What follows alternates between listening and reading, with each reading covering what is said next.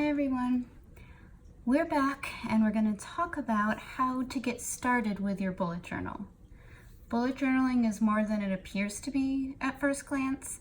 Behind all the visually appealing journal pages that we see on social media, the bullet journal method is a very sophisticated methodology for organizing everyday life.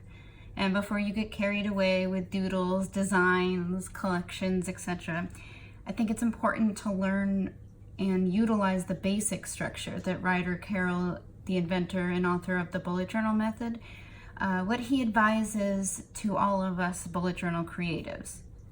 So I want to talk about the structure. So bullet journal structure usually starts with an index, rapid logging, daily log, monthly log, future log, collections, and migration. And today I want to focus on rapid logging. It's the system that will make up your daily log. We'll also discuss the best supplies to use for bullet journaling, so definitely stay tuned for that. Okay, so let's talk supplies. This is my favorite part of this. Your art or craft is only as strong as your weakest product, and that is why before creating something as useful and important as a journal, make sure you support your new organized life with the right supplies. So you should search for a notebook with paper structure that's thick and smooth to ensure your work will not bleed through. For proper guidance with your writing, regular grids or dot grid paper are the best to use. Gridding, paper structure, texture, accessories such as the ribbon bookmarks, there's an elastic band closure, some have pockets in the back. They all play a role in which notebook is best for you. There's also the choice of a soft cover versus a hardcover. Personally, I like hardcover, but a lot of people who are more on the go prefer soft cover just because they can just toss it in their bag and use it wherever. Favorite journals throughout the bullet journaling community are Leuchtturm 1917, Scribbles That Matter, Moleskine, and Archer and Olive. I've personally used all of these. This right here is a Leuchtturm. I would say it's the most popular bullet journaling notebook. My current bullet journal is a Scribbles That Matter. I use a Moleskine as a sketchbook, and my next bullet journal will be an Archer and Olive. They have excellent paper quality, really thick, really buttery smooth. It's the best journals, in my opinion, have the dot grid. Regular grid works too, but the dot grid is subtle so it doesn't overtake your layout or distract from what you're trying to plan. Perhaps the most important step in getting started with bullet journaling is finding the right pen to use. And if you want to get the best out of your journal experience, just any pen won't cut it. You can do whatever you'd like, but I do have to say this is my favorite pen. It is perfect. I can't say enough about it. Faber-Castell's Pit Artist pens are perfect for the job.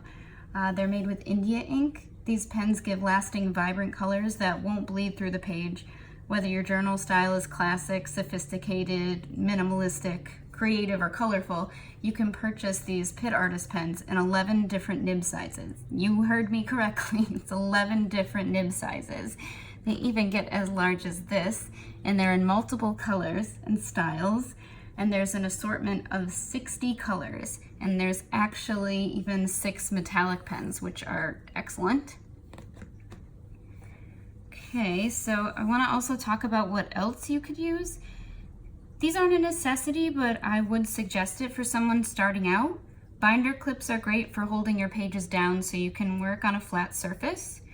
Pencils and erasers, obviously, to plan out or map out what you're doing first if you're not too confident in the system yet. This Polymatic Faber-Castell pencil is excellent. You can see it's a mechanical pencil, but if you twist up and down, the eraser goes up and down. It's really great. Let's see, I also use correction tape because let's be serious, we're not all perfect, we make mistakes, so I really always keep that handy just in case. Okay, let's talk about rapid logging. So really the basics of bullet journaling. It's a system of condensing and organizing all of your thoughts and needs, and you organize these thoughts into a list of short bullets under your daily log. So you can see the tasks are used with a dot. If you complete the task, you would cross it out. If you want to migrate your task forward to another day, you can put the arrow forward. If you want to task to your future log, which we'll get into at a later time, you can migrate it backwards. If it's an event, you can put it with a open circle, and if it's something you'd like to note, just put a dash so that it stands out. So now I want to talk about everything coming together. Another thing you can do with bullet journaling with this rapid logging is a system called nesting. So I thought that this was appropriate. So for example, you can see that this is an event because it's shown as a circle. So underneath this event are the tasks that I have to complete in order to finish this and get ready for this event. Aside from these tasks, I also have notes. So Charlotte wants a mermaid theme. It's something I need to keep in the front of my mind. Her friend Sam isn't able to attend the party. Things like that. So everything is in a clear list under one thought, event, task, etc. Now another thing are signifiers. Sometimes we get stuck in this realm of we need to make a to-do list and it has to be huge and we have to accomplish everything, and because of that mindset, we lose a lot of our priorities and the basic tasks at hand that we want to accomplish. So if you want one of your tasks, events, or notes to stand out, you can use a signifier. For example, if the event or task you need to do is of the utmost importance, you would use an asterisk. If you have an idea or anything you can think up, something you want to do in the future, but it's not really a task yet, you could signify it with an exclamation point.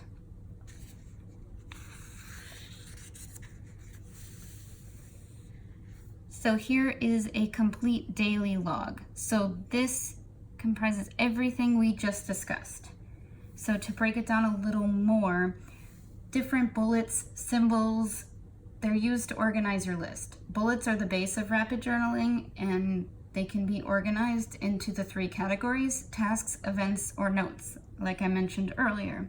So you're going to want to identify your daily tasks with just the dot bullet.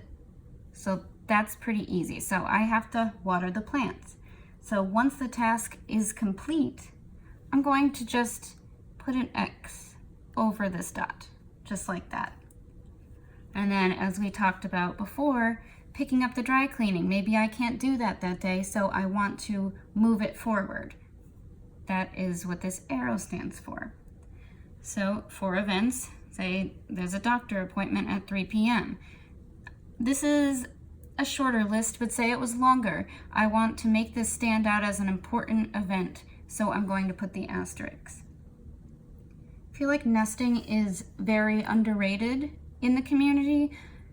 I do it sometimes I don't, but I think that there is a lot of value in organizing your tasks in tinier lists within your overall list. That may sound complicated, but when you start utilizing the system, it'll make a lot of sense to you.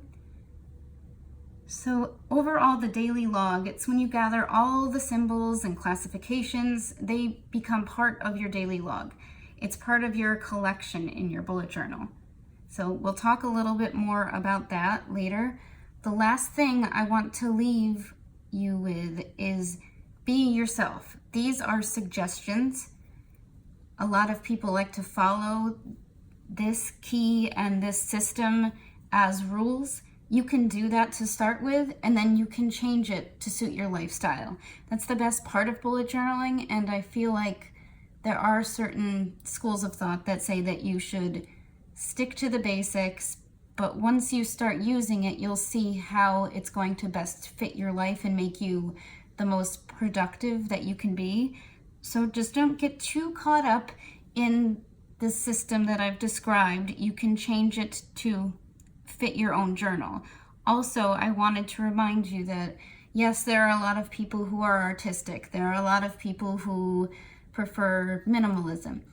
Just be yourself. the whole reason you're doing this is because you want to make a better change for you. It's almost a method of self-care and productivity. So just be yourself and don't get too caught up in the rules, but you can use these as a basic school of thought and go from there.